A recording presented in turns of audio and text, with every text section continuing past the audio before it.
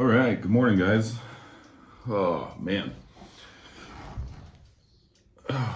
Off work today, just kind of chilling, and I got a couple knives to touch up. First one is the Wee Knives Aeterna. This one, well, my other one is the UTX-85 by Microtech. So we're going to touch both these up. I'm going to start with the Wee. That one, I was out at my parents' house last weekend. Yeah. And we were having a fire, and what did I use? Top holes, tape, Aeterna. Okay. Anyways, they got a little fire pit and we were out there chilling. And I used that's the knife I just had on me. And I used it to open up some bundles of wood, big thick zip ties on it. And I also was kind of ham-fisted about it and was dragging the tip through some wood. So dulled it up a little bit. And honestly, I kind of wanted to just get rid of the mirror polish on this one. I'm kind of getting away from it a little bit here lately, the mirror polish.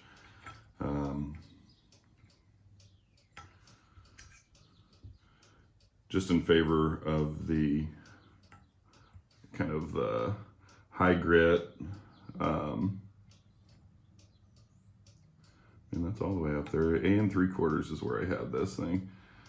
But in favor of I'm just all over the place today.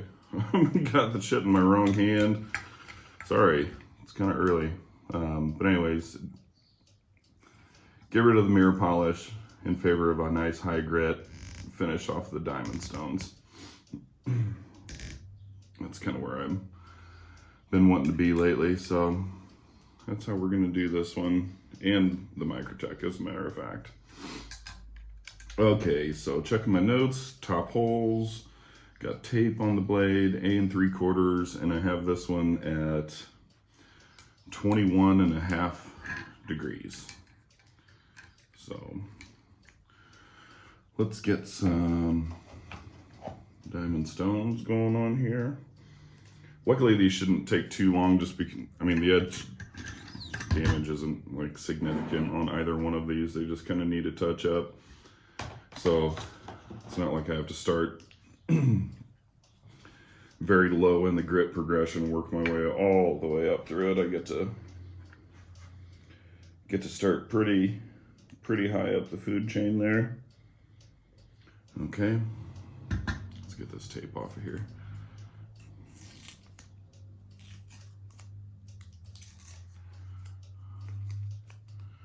Use that to cover up the, oh man, I just moved that, son of a bitch.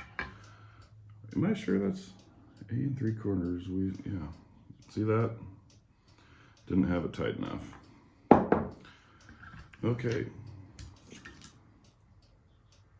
I feel like I should have used the chamois on this one.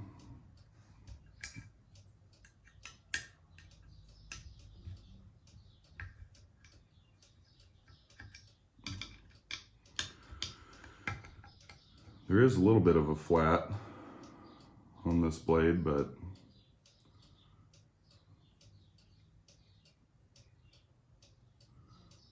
I might be getting ahead of it here. Getting the clamp, yeah, I think, okay, I'm gonna change everything. That's just not sitting in there. So if you can see, there is a little bit of flat here around the opening hole, or it's not really an opening hole, but then it just tapers down to full flat grind up there. I'm going to change all of that. My notes, I don't know how I had that clamped in there securely the first time, but it's must have been just barely, because it is not biting today, that's for sure. So we'll go ahead and use the old piece of chamois that I use for a lot of Spydercos and my full flat ground knives. This right here is why I like to sometimes do this stuff off of camera, because I'm just sitting here wasting time, but I guess it's a good showcase of kind of changing your mind at the sharpener. There we go. Now we're cooking with gas. And crank that down.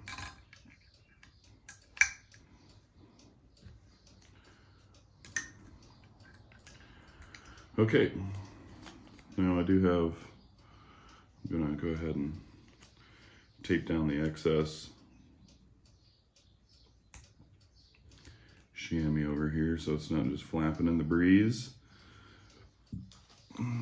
This side isn't too bad, but I'll tape it anyways.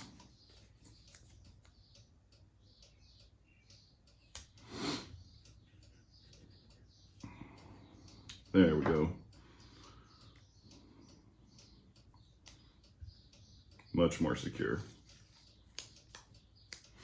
Oh, excuse me, goodness.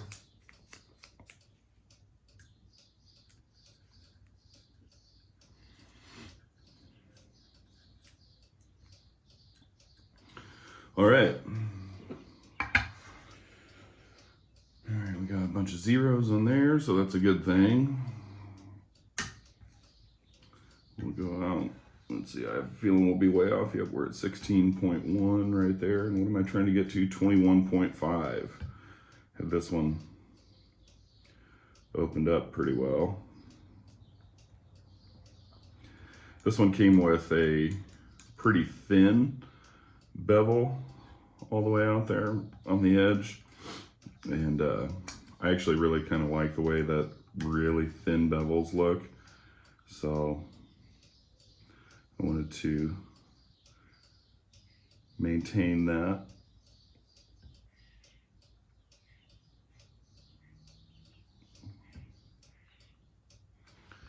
I've done a few knives, a couple of my own, a couple of other knives that really have big fat bevels on them, you know, and it's cool-ish, but the more and more I get into it, one, I like to follow the factory grind a little bit more, but two, I also kind of prefer to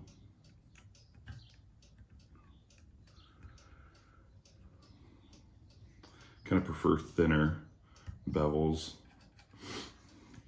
shorter bevels, I guess.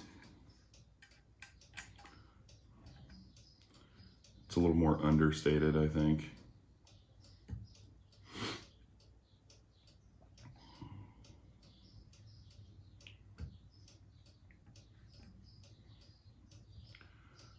Okay, there's 21.5. Excellent. So, next thing, I'm gonna go ahead and hit this old girl with the marker.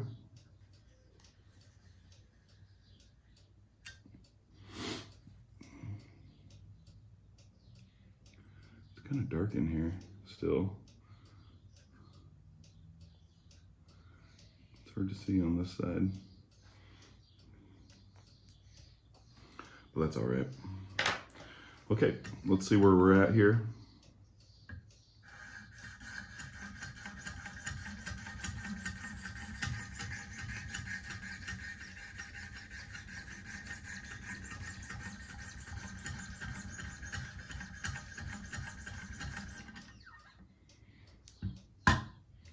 That looks pretty good. Do I have a burr? Sure enough. Excellent, that's a good start. One thing you'll notice if you got a wicked edge and you make notes and come back to touch up a knife later on, that even if you have it set up and your depth keyed exactly the same and you have your angle cube exactly the same, there are variables that can have your knife not be quite that's good. You can have your knife not be quite in the exact same spot, so you'll wind up with you'll wind up missing. So it's always good to just verify where you're at, and you know, you can use your notes to get you 95% of the way there. I need my rubbing alcohol, but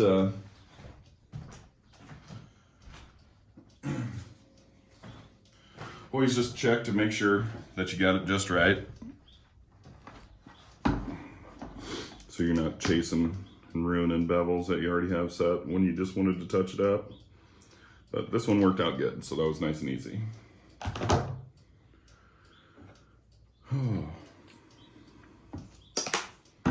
Okay, that stone there on the left side dumped a whole bunch of powder over here on the right side, so just getting that cleaned up. All right.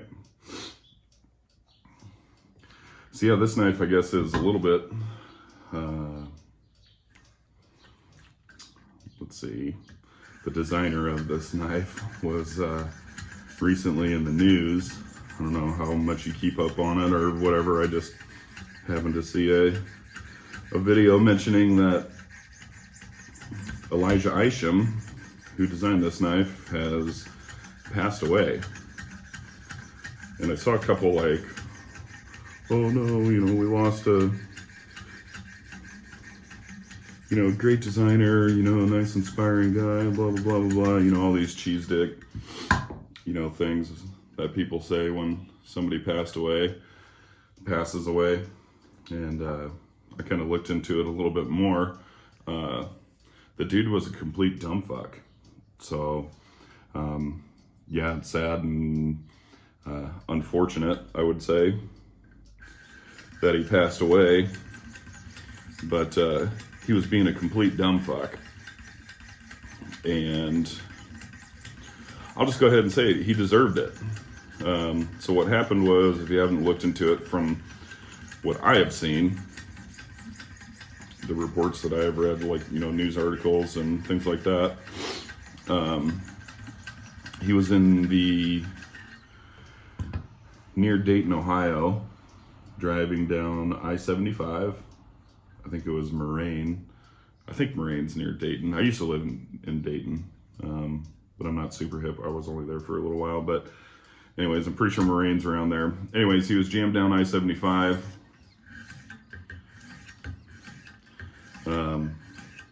Got into a car crash and managed to somehow, some way, flip his vehicle. And so his car was on its roof with him in it. He survived. And when the police and medical people showed up, they approached his car like, you know, hey man, you know, you all right? And when they got to the car, he pointed a freaking gun at the cops. And it was, I saw a picture of it. It was like, I don't know what kind of gun it was, but they said it was a 44 caliber. It looked like a single action revolver. They said it was a 44 caliber. You know, kind of like your old West style gun, which I guess is, he was kind of had an eccentric flair, I guess, and so that would be the type of gun that he would carry. But anyways, he pointed the fucking gun at the cops multiple times, and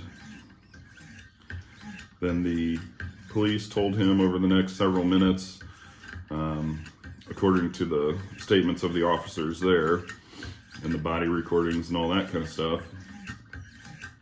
they told him 41 times to put the gun down, and he did not. And he kept pointing the gun at the cops, and there was one cop that said that looked like he cocked the gun. So they fucking smoked him. And you know, yeah, sure, it is unfortunate that you know, not just a knife guy, but anybody passes away. But what a dumbass. Like, what the fuck are you thinking? You know what I mean? You know, those dudes are trying to help you after you getting into a car crash and you, like, he's hanging in the seat upside down, pointing a gun at the cops. And they told him 41 freaking times to put it down. And they smoked him. So, you know, I'm a gun owner. I am a concealed carrier. I have several guns that I use, you know, in the role of self-protection, whether here in the home or, you know, for my family and I while we're out and about. Agree with it or not, you know, that's all fine. But that's my situation. But I take it extremely seriously. And I consider myself to be a responsible gun owner. You know, whenever I'm carrying a gun, I'm sober. I carry quality guns with quality ammunition and quality holsters on a quality belt. And I take it seriously, you know, because safety is paramount, not just mine or my family's, but everybody's safety. And, you know, so when you hear of somebody like this dude being a fucking idiot with a gun, you know, yeah, it's unfortunate, but I have to admit, I don't really feel bad for him. He kind of bought that ticket and took the ride when you start pointing the gun at cops. Especially ones that are just there to try to help you. So, yeah. Anyways, that's kind of that. My 2 cents on that. Not that it matters in any way, shape, or form. And I'm not trying to sway your opinion in any way, shape, or form, but that is what it is. Okay, we're looking pretty good here. And we're just about done with this one. Let's see.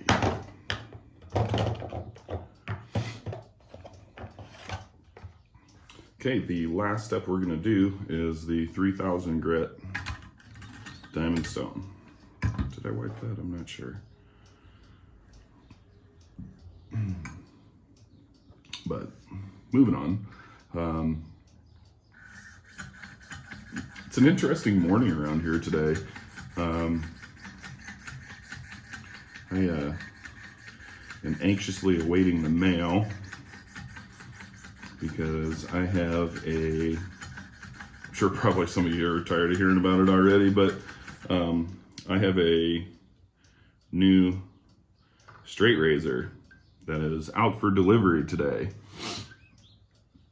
And before I get into that, I went out to, sometimes my mail comes early in the day and sometimes it comes like late morning. I don't know. So anyways, I stepped out to check the mail just because I'm an anxious kid. You know, I'm like the kid off the Christmas Story waiting for his decoder to show up, you know, checking the mail all the time and throwing a fit when it's not here.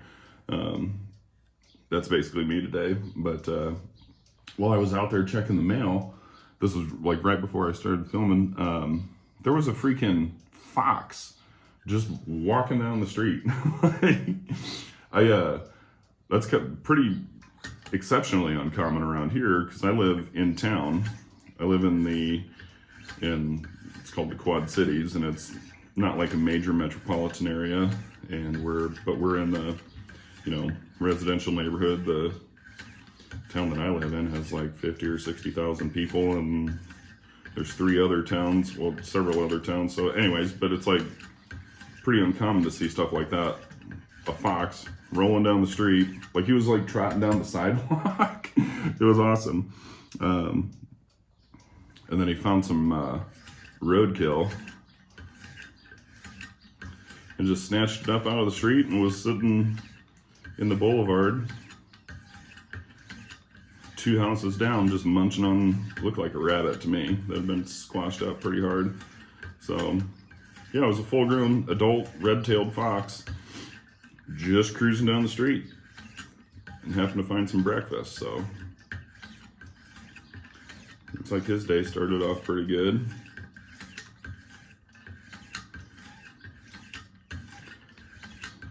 But yeah, I'm definitely tumbling down the rabbit hole with this whole straight razor shaving. I freaking love it, man. It really is amazing.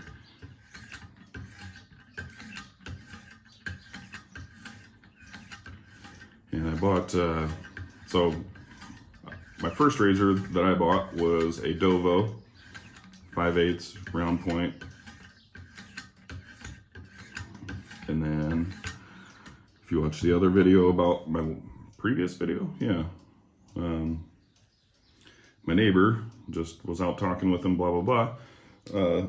He freaking gave me a Dovo 5/8 round tip. He just gave it to me. It wasn't, he had it for a few years. Realized it wasn't for him. It was just sitting there collecting dust. And he just gave it to me, which was awesome. Okay, sorry. Had to go get my straps here. I was not prepared at all today. But anyways, I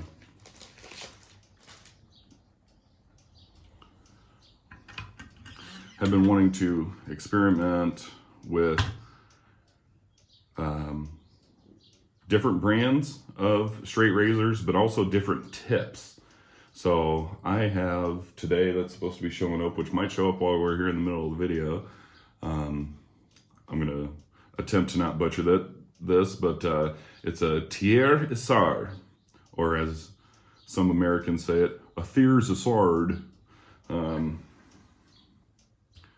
And it is a 7/8, so it's a big boy, bigger, taller, and it's got a Spanish point on it with a barber's notch in it. So it's got like a square tip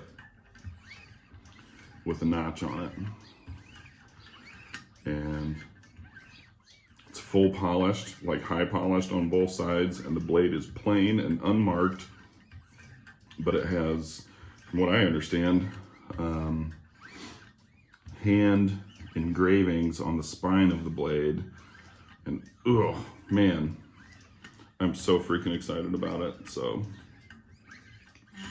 yeah, looking forward to that. Okay, that looks good. Before we start on the other one, I need to use the restroom, so I'm gonna press pause. I'll be right back in a minute. Okay, sorry about that. I've had entirely too much coffee this morning. Okay, let's see how we did here.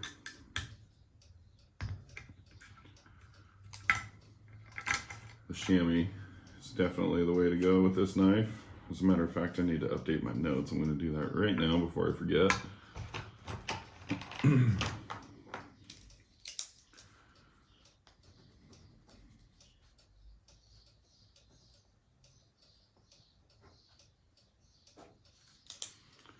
right. Let's put that dude back in there.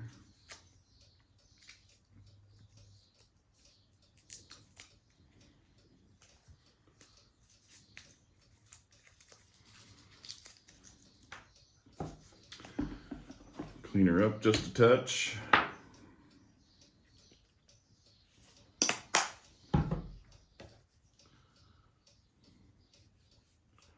Get that paint goo off, or the painter's tape goo off of there.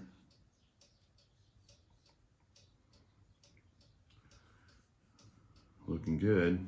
Let's see how we did. Oh yeah. Absolutely effortless. That's the way we like it. And while I'm at it, what are you? 10 weight.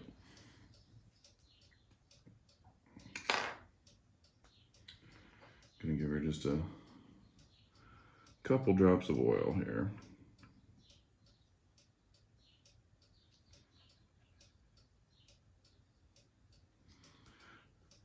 It's not like the action's bad, but whoops.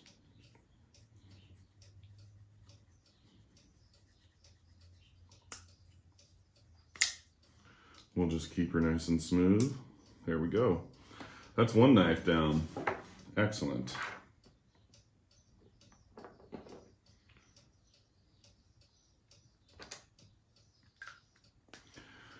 All right, moving on.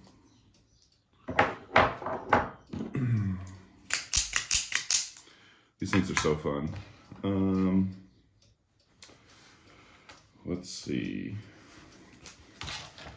Need to go back a little ways for this one. Where are we? Nope.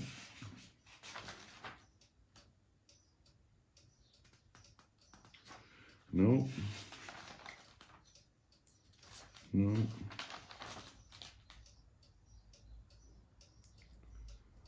Nope.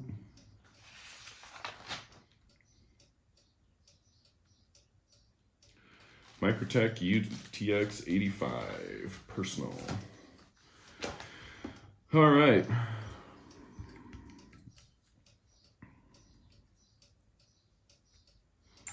Okay, so my notes say I had this one in the top holes per usual with tape on the blade. So this one has flats that come all the way out, so I can pretty much mount this thing wherever and however I want to.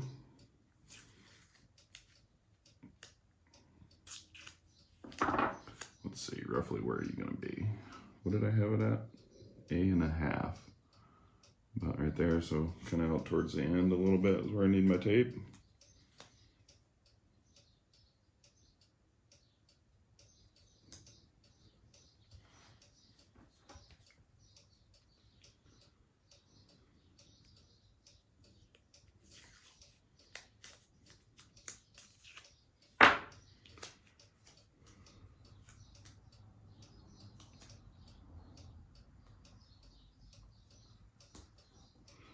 Excellent. All right. 1/2 is where this one lives. Right there. And we'll bring that back a little bit. Right there. Put the hurt on it.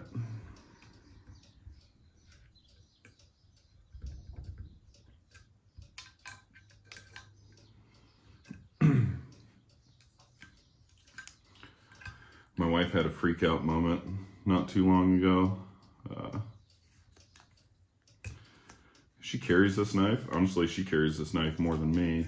And it's not because it's pink, but she carries it often because she finds that it's the kind of contrary to what you might think. This is the least intimidating knife that I have as far as, it's mostly closing the knife. She, like one opening too, it's, like for example, this knife right here, it's got a tiny little flipper tab. You got to have it just right and flick it just right. And then you got to get in here and, move the lock bar and all that kind of stuff. And you got to move your hand out of the way so you don't slice yourself. This is just, so she prefers to carry this knife quite a bit. And again, it's not because it's pink and she's a girl or whatever, but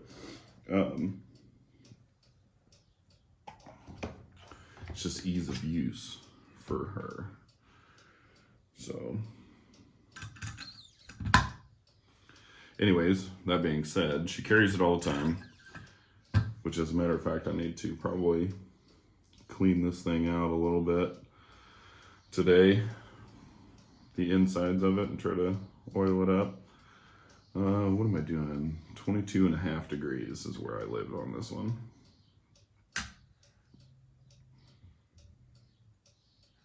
Man, I'm almost right there. Yeah, pretty close.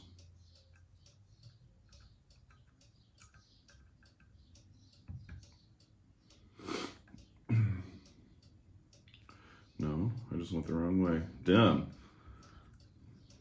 Apparently that coffee has me wound up today.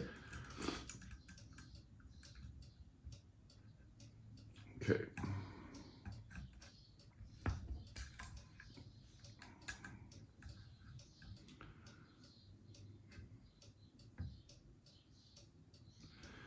$22.5. Spot on. No, I just moved it. Where'd you go? Is that not tight? You know, I kind of feel like I might need to invest in some new little arms here, or I don't know what the technical term is here for the little brackets that slide here, these little black things that these guys that the rod's attached to.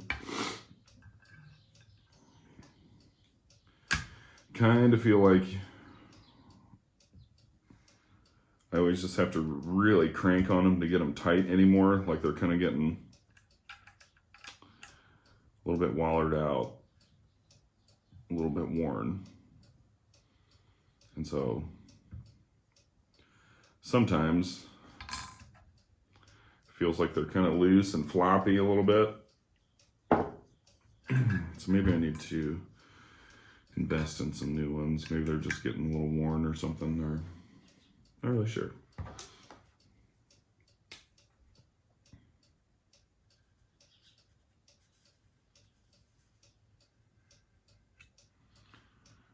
Okay, do that again.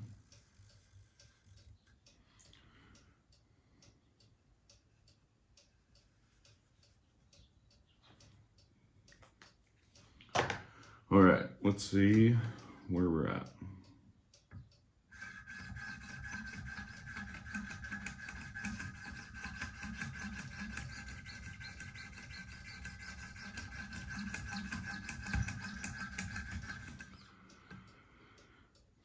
Beautiful. Man, I'm getting lucky today and got a burr.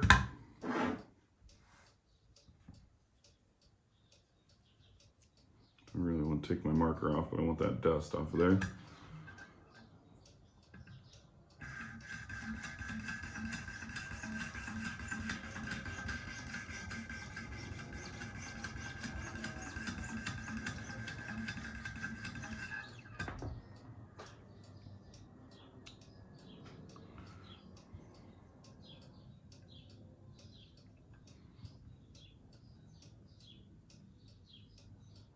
I feel like I might be missing out there on the tip a little bit on this one, on this side.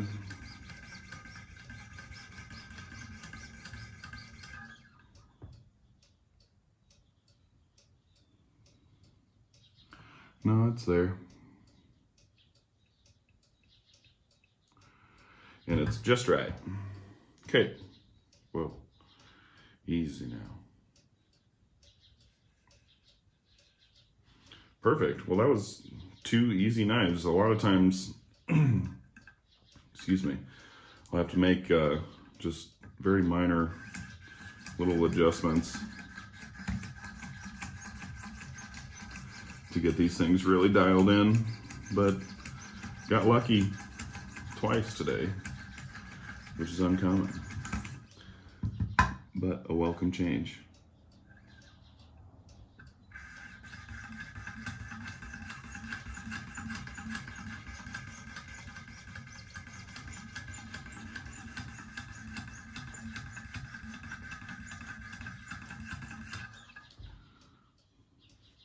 Is it all the way back there? Yep, it's there. Heck yeah.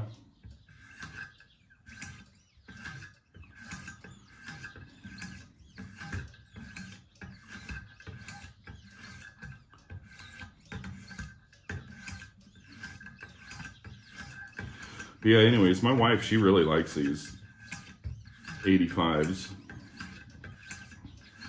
Actually, she came up with a really good idea, I think, for a video, and I kind of started to get some ideas for it ready and trying to figure out how to approach it and not make it like a freaking hour-long video like I tend to do, or half hour long. Man, that thing came loose. I just checked that. That's what I'm talking about. This,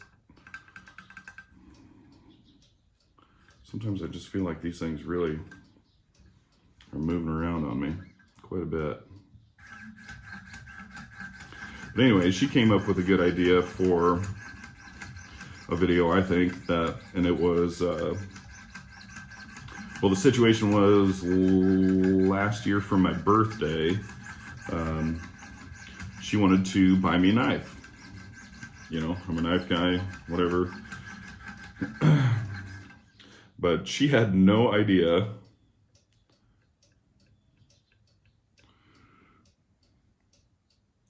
where to go to buy one in terms of the websites, or, you know, what she finally did. I think she got on my phone and saw my bookmarks on my internet browser, which has a lot of knife pages saved, and that's how she found it. But, you know, she had to be, you know, pretty subtle in doing that as to not give it away. But anyway, she was thinking that I should make a video for the ladies out there who have guys that, you know, are either into knives, or maybe they're not into knives, but the ladies would like to give a knife regardless as a gift. Or even expanding on that, maybe, you know, for like groomsmen's gifts or something like that, you know, just whatever. Or maybe there's, maybe not even necessarily just women, but like people who aren't into knives, but they want to give, say, their dad or their grandpa or uncle or whatever, a nice pocket knife as a gift for whatever reason. And so I had it broken down into like price categories, you know, like say $50 and less, $100, $50 to $100, $100 to $200, and then like $200 and more for a knife. And I don't know, I tried to film it a couple times and it just ended up being way too much. And so it was kind of difficult to try to figure out exactly what I wanted to do with it. But I don't know, I thought that would be a good idea, I guess, you know. So like, and the ultimate goal for me is to help out dudes out there that like knives and stuff, you know, because like, okay, let's be honest, if you're watching this video right now, you're a knife guy. And if you got a girl and say said girl wants to buy you a knife for your birthday or Christmas or anniversary or just because or whatever, and she has absolutely no idea where to go, or if she does find somewhere, like, what's a good knife? Well, you know, that's what my wife was worried about. Once she finally did find a place to buy it, I think she ended up off of just Blade HQ or whatever. But then she's, you know, I mean, there's thousands of knives on there, and she knows that I'm kind of snobby. You know, I've got a lot of really expensive knives and all that kind of shit. And, you know, she didn't want to buy a knife that sucks. You know, I'd be like, ew, you know, ew, what is it? You know, she didn't want that to happen. So, you know, she had no idea. She ended up doing pretty good. It was a Boker, I can't remember the model name of it, but it's a little guy, like sub 3-inch auto knife, out the side auto. And it's pretty cool, and I like it, and I carry it. So she ended up doing all right, but, you know, like, she was kind of worried there. So, like I was saying, though, my goal is to try to get, you know, people out there to buy knives for knife people that are sweet, you know? So, like, if, you know, say your girl wants to spend, you know, $150 on it, is she gonna get, you know, some, you know, ultra crappy, overpriced, over stylized knife from China that, you know, sucks and it's got crappy blade steel, or it's like, you know, like a fake Damascus or what, you know what I'm saying, like some kind of shit knife? Or is she gonna get you like a sweet pair of 3 or something? You know what I mean? So like, my goal is to like help people out so you get a sweet knife as a gift. So that's the idea. But I don't know, I kind of put it on the shelf a little bit, just as far as actually making that video, and it's more difficult than what you think. So I end up entirely too rambly most of the time, and go way down rabbit holes, and, you know, I don't want to lose people before I have a chance to. So I don't know, it's just difficult trying to find the balance of length of video, how in-depth to get, you know, are my suggestions for price point even going to be good ones, you know? And it's like, then it's like, you know, there's knives out there that say you don't necessarily own that, you know, even though you don't own them, you're aware that the knife community generally accepts them as a really good knife. You know, say for example, like the Ontario Rat 2. You know, I personally have a couple of them, so I know they're good, but like if I didn't know that they were good, you know, you see constantly, you know, their size comparisons on, you know, Nick Shabazz videos and all that kind of stuff, you know, and they're highly regarded as, you know, a really solid knife for the price point. But like if I didn't own it, can I really recommend it? You know what I mean? So it's like I'm trying to work outside of my own collection, but also understanding that my collection and my thoughts on what are nice knives, you know, would that apply to you necessarily? You know, so it's kind of like, I don't know, man.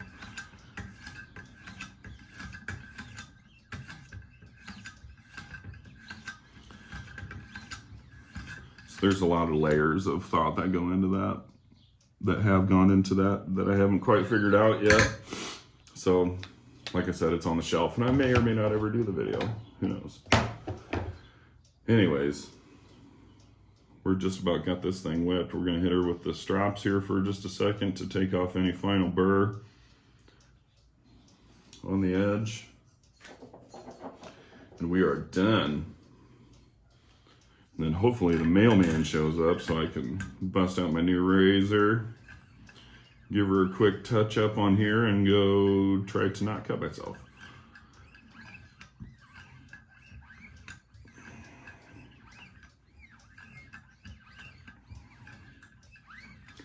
I'll admit I am a little bit intimidated by this Aeterna that's coming today because of the square tip that it has.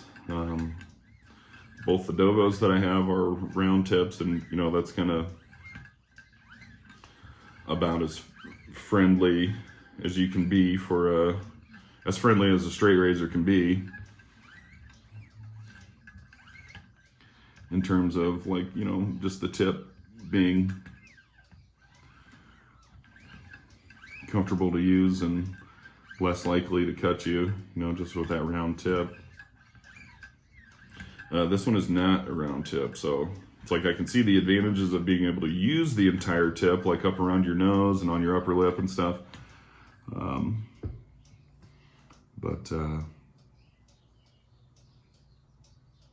yeah. So I'm looking forward to it, but I'm also kind of like, might be bleeding a little bit today, excuse me. Man, I've been such a snot-nosed kid lately too. I've got a son, 11 years old, and he plays travel baseball, and we were at the Ball Diamonds all weekend.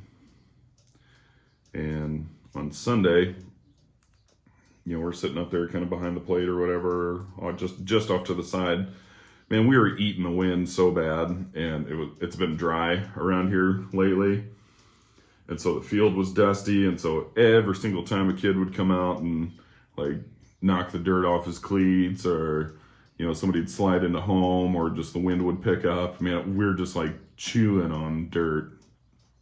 Man, and I have been so plugged up, it just got me. Just got me. So I apologize for being snotty and phlegmy and all that kind of stuff. Plus, the pollen and everything around here is just insane right now. Oh yeah.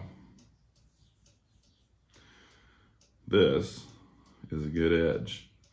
You know, I really like this steel on here. It's L-Max.